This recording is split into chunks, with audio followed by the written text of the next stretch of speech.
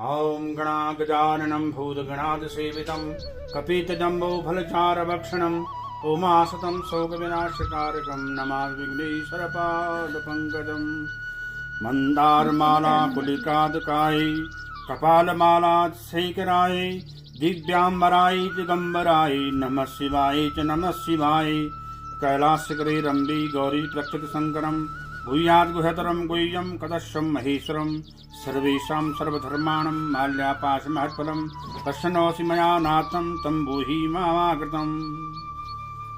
ऐसे भगवान जो मंदार के पुष्पों की जो माला से जिन्होंने अपना वो बना रखा है, क्या बोलते उसको, जूड़ा बना रखा है, वो माता, वो पार्वती मैया, और उस मंदार के पुष्पों से वो जो जूड़ा बना रखा है उससे गौरा मैया बहुत सुंदर लग रही है। और भगवान भोलेनाथ का क्या है, कपाल मालम, कपालों की माला से भगवान भोलेनाथ सुंदर दिखाई दे रहे हैं। दिग्गम दिगंबराय च दिगंबराय नमः शिवाय च नमः शिवाय। ऐसी माता वो गौरा मैया, पार्वती मैया अनेक प्रकार के अलंकारों से सुशोभित दिव्य शक्ति लग रही हैं। वो अखिल ब्रह्मांड नायिका माँ पार्वती को मैं प्रणाम करता हूँ। और साथ में कहते वो भगवान जो नंगे हैं, दिगंबर ओढ़े हुए हैं, उन भोलेनाथ को भी मैं प्रणाम करती हूँ। ऐसे कहते हैं, ऐसे गोपनीय रहस्य को कहते हैं भगवान भोलेनाथ माँ पार्वती को सुना रहे हैं। और नैमिषारण्य नामक क्षेत्र में 88,000 ऋषियों को सूत जी सुना रहे हैं। सूत जी क्या कह रहे हैं कि सर्वेषां सर्वधर्माणां माल्यापाशमहत्फलं प्रसन्नोऽसि मया नाथं तथं ब्रूहि मामकृतं केन त्वं मया प्रसादं प्राप्तं तो दानव्रतान्यम् अनादिमध्ये निधनो भवत्वं चैव जगत्प्रभो। कहते हैं रमणीय कैलाश पर्वत के शिखर पर बैठे हुए श्री पार्वती जी कहते हैं, हे महेश्वर, ऐसा कोई गुप्त व्रत बताइए जो सब धर्मों में सरल हो और जिसको परिश्रम भी न करना पड़े और उसका फल अधिक मिले। ऐसा कोई व्रत है उसको बताइए। यदि आप मुझ पर प्रसन्न हैं तो बताइए। तो भगवान क्या कह रहे हैं, भोलेनाथ क्या कह रहे हैं, ईश्वरोवाच शृणो देवी प्रवक्ष्यामि तथाग्रवी व्रतमोत्तमं यद गोप्यं मम सर्वस्वं कथम्यामि तव प्रिय। हे देवी, मैं तुम्हें एक गोपनीय व्रत, गोपनीय रहस्य बताता हूँ, कहते हैं उसको सुनो। कारण यथा चोग्रणे चंद्रो ग्रहाणां भानुरेव च वर्णानां च यथा विप्रो देवानां विष्णुरेव च। जैसे कहते हैं नक्षत्रों में चंद्रमा सर्वश्रेष्ठ माना गया है, ग्रहों में सूर्य भगवान सबसे श्रेष्ठ माने गए हैं, और मनुष्यों में ब्राह्मण सबसे श्रेष्ठ, और देवों में भगवान नारायण सर्वश्रेष्ठ माने गए हैं। नदियों में गंगा नदी, और पुराणों में से कहते हैं भागवत महापुराण, और वेदों में साम वेद, और इंद्रियों में कहते हैं मन सबसे क्या है, श्रेष्ठ माना गया है। इस प्रकार से हे देवी, ऐसे ही मैं तुम्हें एक गुप्त व्रत के बारे में बताता हूँ। येन व्रत प्रभावेण प्राप्त्य मर्धासनम मम तस्रम कदश्यामि तम मम प्रेयसी यते। तुम मेरे प्रिय हो, भगवान भोलेनाथ कह रहे हैं, तुम मुझे अति प्रिय हो, इसलिए मैं तुम्हें इस व्रत के बारे में बताता हूँ कि भाद्रे मासे शते पक्षे तृतीयां हस्त संयुते तद अनुष्ठान मात्रेण सर्व पापा प्रमुच्यते। शृणो देवी त्वया पूर्वं यदा व्रतं चरेत् मम तत्सर्वं कथयिष्यामि यथा व्रतं हिमालये। भाद्र मास के शुक्ल पक्ष की जो तृतीया तिथि आती है और उसमें कहते हैं हस्त नक्षत्र पड़ जाए, जो कि आज है, कितना उत्तम दिन है आज। भाद्रपद मास भी है, शुक्ल ये कभी कभी आता है, दोनों तिथियों का मेल, नक्षत्र भी इकट्ठा हो और तिथि भी बराबर हो। हस्त नक्षत्र आज रात करीब करीब आपके सुबह तक, कल सुबह तक रहेगा, और साथ में क्या है 2:01:55 तक क्या है, तृतीया तिथि है। दोनों का कितना अच्छा संयोग है। जब कहते, देखो कथा में भी आ रहा है, हस्त नक्षत्र से युक्त जो भाद्रपद मास की जो तृतीया तिथि रहती है, उसमें कोई इस व्रत को लेता है, हरितालिका के व्रत को, उसकी समस्त मनोकामनाएं पूर्ण हो जाती हैं। और उसके पाप कैसे नष्ट होते हैं, कहते हैं जैसे रुई के ढेर में आग लगती, वो क्षण में नष्ट हो जाता है, वैसे उसके पाप भी नष्ट हो जाते हैं। इतना कहना था। माँ पार्वती कहती थी, कथम कृतम मया नाथम वर्तान मदमुत्तमम व्रतम तस्रम सोतमिच्छामि तत्प्रकाशम महेश्वरम। हे महेश्वर, हे भोलेनाथ, इस व्रत को कैसे किया जाता है, इसका क्या विधान है, और इस व्रत को करने से कौन से फल की प्राप्त होती है, इस पे प्रकाश डालिए। तो शिव बोले हैं, शिवोवाचौ अस्ति तत् महादिव्यो हिमवानम नगेश्वरम नाना भूमि समाकीर्णो नाना द्रुम समाकुलम नाना पक्षी समायुक्तो नाना मृग विरचितम यदत्र देवासुर गंधर्वा सिद्धचारण वे गुहिका। हे देवी, भारतवर्ष के उत्तर भाग में एक हिमवान नाम का नगर है। हिमवान नाम का एक नगर है जिसमें हिमालय राज्य करते हैं, और उनकी पुत्री का नाम क्या है, पार्वती है। जो ये हिमालय क्षेत्र, इसी में हम भी आते हैं।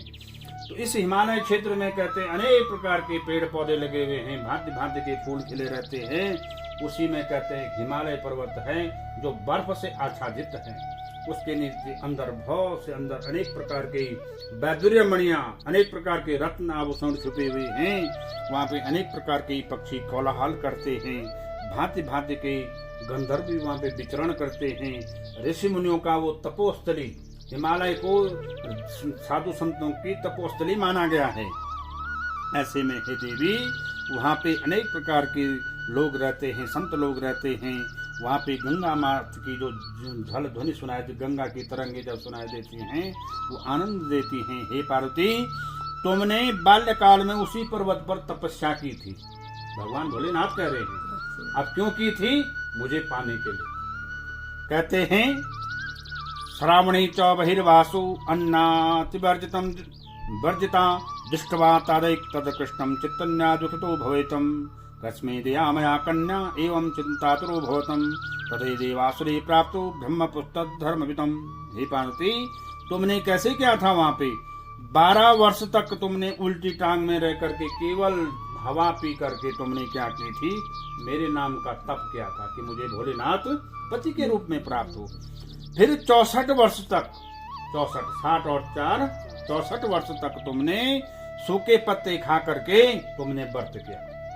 माघ मास में जब भयंकर सर्दी रहती है, तुमने पानी में रह करके मेरे नाम का तप किया। और कहते हैं बैसाख मास में तुमने क्या क्या, भरी दोपहरिया में, देखो कि गर्मी के ज्येष्ठ के और बैसाख के महीने में कैसी गर्मी पड़ती है, उसमें तुमने आगे आग जला करके उसके सामने तप किया। इतना भयंकर तप किया था। और श्रावण मास में कहते तुमने भरी दोपहर में बाहर रह करके जहाँ पे भयंकर वर्षा होती, बिना जल अन्न के तुमने मेरे नाम का तप किया था। हे देवी, ऐसे में तुम्हारे पिता बड़े दुखी हो गए, चिंता में रहने बैठे मेरी पुत्री को क्या हो गया। अरे से सोचते सोचते वो विचार कर रहे थे, उसी समय क्या हो गया, श्रीमन नारायण नारायण नारायण भजमन नारायण नारायण नारायण लक्ष्मी नारायण नारायण नारायण बद्री नारायण नारायण नारायण लक्ष्मी नारायण नारायण नारायण। बोल लक्ष्मी नारायण भगवान की, उमापति महादेव की। नारद मुनि जी वहां पधार गए। नारद मुनि का उन्होंने, हिमवान ने, जो कि भगवान माँ पार्वती के पिता हैं, उनका ऊंचे आसन पर बैठा करके उन्होंने उनका आदर सत्कार किया, उनके पाद प्रक्षालन किए, उनको टीका लगाया, उनको अनेक प्रकार के भोजन से अर्घ्य आदि से दे करके उनको प्रसन्न किया।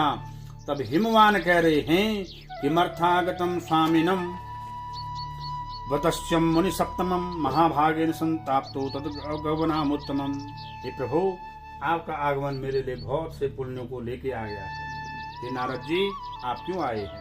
तो नारदो वाचो शृणो शैलेन्द्रम माधवाक्यम विष्णाम प्रेस्यो मह्यम योग्यम योग्याय दातव्यम कन्या रत्नमिदं त्वया।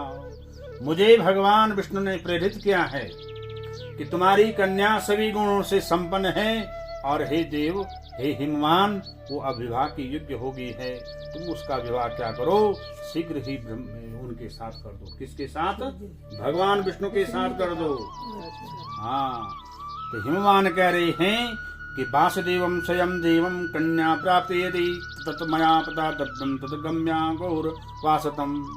ये तो मेरे लिए बहुत जन्मों का सफल होगा कि भगवान वासुदेव, भगवान नारायण मेरी कन्या का पाणी ग्रहण करें और उसे अपनी पत्नी के रूप में स्वीकार करें। और नारायण भगवान ऐसे ही भगवान का ध्यान करते हुए नारद तो चले गए, उन्होंने तो बोल दिया कि मैं संदेशा लेकर के कहाँ जा रहा हूँ, नारायण के पास ले जा रहा हूँ।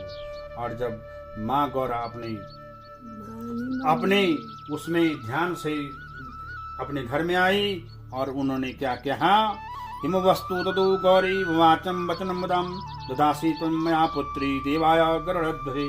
हे पुत्री, मैंने तुम्हारा हाथ किसके हाथ में दे दिया है, नारायण के हाथ में, विष्णु भगवान को दे दिया, उनके साथ तुम्हारा विवाह होगा। इतना कहना था। माँ पार्वती वहां से कुछ नहीं बोली, अपनी सखी के साथ अपनी सखी के पास चली गई।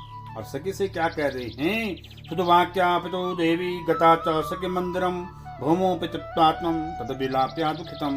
रोने बैठ गई इस बात को सुनकर। सखी कह रही हैं, हे देवी, हे पार्वती, तुम क्यों दुखी हो रही हो, तुम्हारे मन में क्या चल रहा है, तो और तुम्हारे दुख का कारण क्या है। तो माँ पार्वती कह रही हैं, सखी सुन मम प्रीत्या मनो अभिलाषतम मम महादेवं च भर्तारं करिष्यं न संशयो एतन्मे च तदं कार्यं तदादिं कृतमन्यथा तस्मात् देह परित्यागं करिष्यहं न संशयो। हे देवी, हे सखी, मेरे मन में हमेशा आसे नहीं, बहुत पहले से मेरे मन में भगवान भोलेनाथ रहते हैं और मैंने उनको पति के रूप में स्वीकार किया है, लेकिन मेरे पिता ने मुझे भगवान विष्णु के हाथ में देने का निर्णय लिया। अब मैं क्या करूं, मैं तो असमंजस में पड़ गई हूँ। तो सखी क्या करी, पिता यत्र न जानाति गमिष्यामि तद्वनम इत्येवं समस्तकृत्वा नितासीत् मदवर्धनम। पिता निरीक्षाम्यां च हिमवन्तं गृहे गृहे केन तम पुत्री देवदानव किन्नरम। कि अभी तो कहते तुम्हारे पिता को पता नहीं चलेगा, इसलिए हम ऐसे करते हैं, यहाँ से भाग जाते हैं। और अपनी सखी के साथ माँ गौरा पार्वती जंगल को भाग गई, जहाँ पे भयंकर वो रहते हैं, जंगली जीव रहते हैं, मांस भक्षण करने वाले। ऐसे जंगल में वो बहुत दूर तक जा पड़ी, कहीं स्थान नहीं है, भटक रही है। और हिमवान भी अपनी पुत्री को सारे नगर में ढूंढे, लेकिन पुत्री नहीं मिली। नरा नारदाग्रही कृते सत्यम दासी च गरुड़ध्वजे इत्यं स्था विष्णु मूर्छितोऽपि गता भवौ आहा कृत्वा पदावन्तो लोकागते गिरिपंगवौ उच्चाग्रहवरम सर्वे मुच्तम गिरि बदौ। कहते हैं, मन ही मन कहते हैं, मैं नारद जी के आगे प्रतिज्ञा कर चुका हूँ कि मैं अपनी पुत्री का हाथ किसको दूंगा, विष्णु भगवान को दूंगा। अब मैं उनको क्या मुंह दिखाऊंगा। ऐसे करते हुए गिरिराज भी मूर्छित होकर गिर पड़े। कहते हैं वो अपनी पुत्री को ढूंढ रहे हैं और पुत्री भी जंगल में आगे आगे जा रही है। न जाने कद गदा पुत्री केन दृष्टि निवाहता चकम्बे शोक संतप्तो वातेनैव महारुतौ गिरिवाहावदनं तद्वाक्यालोकन कारणतम सिंह व्याघ्रे भलस्तेव हृद्भश्च महावनम। अरे मेरी पुत्री कहाँ गई होगी, किस वन में होगी जहाँ पे अनेक प्रकार के सिंह व्याघ्र बड़े भयंकर जीव रहते हैं, न जाने उसकी क्या अवस्था होगी। ऐसे सोचते सोचते वो भी अपनी पुत्री को वन में ढूंढ रहे हैं। और तब क्या होता है कि तो तदवैश्यम सखी सादर माधो भवजिता संस्थाप्या बालुका लिंगम प्रत्याशित ममम। वो माँ पार्वती अपने सखी के साथ एक विभिन्न घोर जंगल में जाए और वहां से आगे देखा तो उन्होंने एक गुफा थी, वो गुफा में रहने लगी। और वहां पे उसने बालू के रेत से क्या बनाने बैठ गई, शिवलिंग बनाने बैठ गई और उस शिवलिंग की वो पूजा करने बैठ गई। ऐसी पूजा की उसने, भयंकर पूजा की। और उस पूजा के प्रभाव से क्या हो गया, भाद्र शुक्ल तृतीया तदमर्चित हत प्रभे हस्तभे तदवातेन गीतेन रातो जागरणम कृतम। कहते हैं उसी समय क्या हो गया, भाद्रपद मास आ रखा था जो आज है, उस भाद्रपद मास में हस्त नक्षत्र से युक्त शुक्ल पक्ष की भाद्रपद शुक्ल मास की क्या थी, वो तृतीया उत्तम तिथि थी, जिसमें माँ गौरी ने, माँ पार्वती ने भोलेनाथ के लिए वो व्रत किया। दिन भर कुछ नहीं खाया, भगवान भोलेनाथ की जो बालू की रेत से बनी हुई वो प्रतिमा, वो शिवलिंग था, उसका पूजन किया और रात को सखी के साथ जागरण कर दिया। व्रत में रात्रि जागरण का बड़ा महत्व माना गया है। और जैसे सुबह हुई उसने व्रत का पारण किया। भगवान भोलेनाथ का जो हिमालय पर्वत पर जो सिंहासन था वो हिलने बैठ गया, वो डोल गया। ऐसे भयंकर तप किया उन्होंने। और कहते हैं भगवान भोलेनाथ साक्षात वहीं पे प्रकट हो गए उसी गुफा में। कहते देवी मैं तुम्हारी पूजा से अति प्रसन्न हूँ, कहो क्या वरदान चाहिए। हे प्रभु मुझे आप पति के रूप में चाहिए। देखो क्या बोला कि मुझे आप पति के रूप में चाहिए। भगवान ने तथास्तु कहा और वहां से अंतर्धान हो गए। कहते ढूंढते ढूंढते वहां पे उसके पिता हिमवान भी आ गए और पुत्री को देखा तो वो भी वहां पे देख करके रोने बैठ गई। हे बेटी तुमने ऐसे क्यों किया। कहते हैं तब वो कहती है, पार्वती कहती शृणोतात्मम मया पूर्वं दत्ता स्वात्मा च शंकरे तदवत्या कृतं तातम तेनाहम वनमागतम। हे प्रभु हे पिता मैंने मन कर्म वचन से भगवान भोलेनाथ को अपना पति स्वीकार किया है और आप मेरा हाथ किसी के हाथ में देना चाहते थे इसलिए मैं घर से भाग गई। हे पुत्री तुमने मुझे क्यों नहीं बताया। अब तुम्हारी जैसी इच्छा है तुम्हारे अनुसार मैं तुम्हारा वो पाणी ग्रहण करूंगा। मैं भोलेनाथ के साथ ही तुम्हारा विवाह करूंगा। अपनी पुत्री को घर में लाए और कहते हैं उस अपनी पुत्री का विवाह उन्होंने भगवान भोलेनाथ के साथ कर दिया। अब वहां पे कहते हैं इसी कारण से कहते हैं हे देवी तुम्हारी इच्छा इसलिए तुम्हारा अर्धासन पाया गया। तुमने मेरे साथ इसलिए इस व्रत को किया था। किस व्रत को। हरितालिका के व्रत को। इसलिए तुम्हें मेरे साथ आधा आसन मिला हुआ है। मेरे बाएं अंग में बैठते हो। अर्धनारीश्वर भी माँ को कहा गया भोलेनाथ को ना। आधा शरीर माँ गौरा का आधा शरीर भोलेनाथ का। और कहते हैं तो पार्वती कह रही हैं नामिदम कृतम नाथम विदम वरमन प्रभो किम पुण्यम किम फलम चान्नम केन वा कृते व्रतम। ये भोलेनाथ इस व्रत का क्या विधान है और कैसे किया जाता है वो मुझे बताइए। ये प्रभु आपने तो बताया है इस हरितालिका का क्यों नाम पड़वा।